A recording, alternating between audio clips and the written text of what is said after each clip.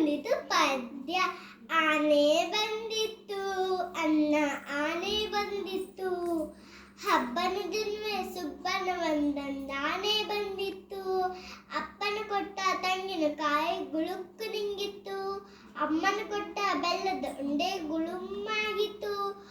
ಉದ್ದ ಸಣ್ಣಿಲ ಸಣ್ಣ ಕಣ್ಣು ಬೆಲ್ಲನ ಕೂಡಿತ್ತು, ದಪ್ಪನ ಕಾಲು ಅಗಲದ ಕಿವಿಯು ಮೋಟು ಬಾಲುವಿತ್ತು.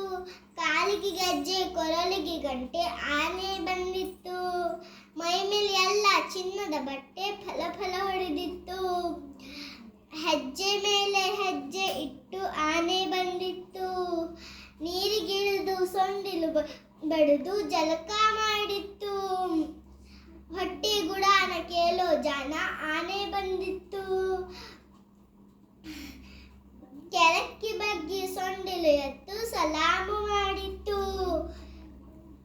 ಬನ್ನೀರ ಮಕ್ಕಳು ಸವಾರಿ ಮಾಡಿ ಎಂದು ಕರೆದಿತ್ತು, ಮಕ್ಕಳೆಲ್ಲ ಕೂರಿಸಿಕೊಂಡು ಸವಾರಿ ಹೊಡೆದಿತ್ತು.